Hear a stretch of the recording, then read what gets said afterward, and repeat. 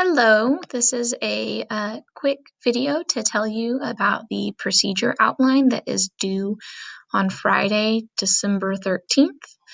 As a reminder, when you log into your parent portal, you can go to Blend and all of the science fair documents are on Blend. You can go to our homeroom and then you can go down to Science.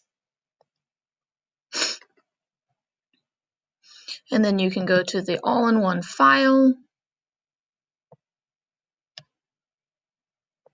And as you can see, there's dates, important things to remember. And if you keep scrolling down, there'll be some pages to help you with the procedure.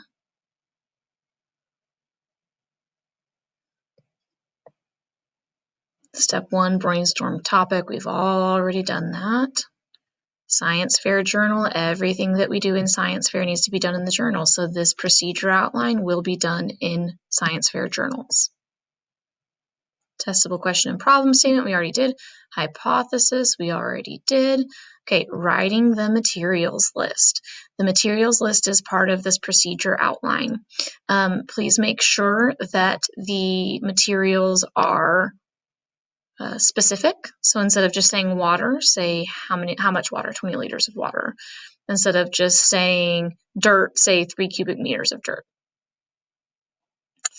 So this will be written in your science fair journal.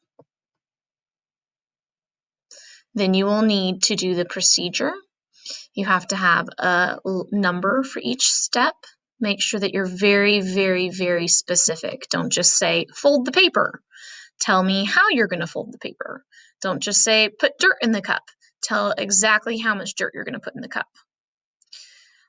Something that you have to be careful about is adding in the controls and variables. If you see number 4 here, okay? So in a science fair project, you need to make sure that you're only changing one thing. That's your variable. But everything else has to stay the same. For example, in my project, where if I was going to test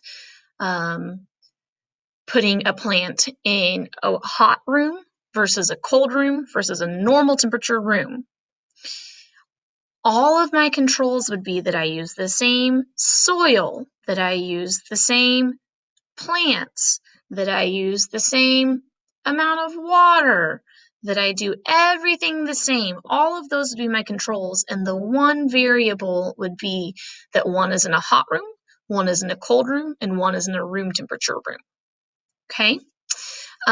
So make sure that you identify what your controls are and then what the one thing that you're changing is, because you don't want to change multiple things in your experiment. In my experiment, if I had plants in a hot area, a cold area, and a room temperature area, but then I also gave them different amounts of water, I wouldn't be able to say which one caused the change in the plants, whether it was the temperature or the amount of water. So you could only change one thing, and that's your variable.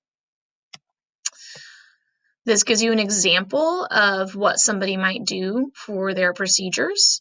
And then it has a blank space for you here that you could write your procedure in, but you don't have to do that because, like I said, I want you to write your materials and your procedure in your science fair journal, and that's how you'll turn it in on Friday.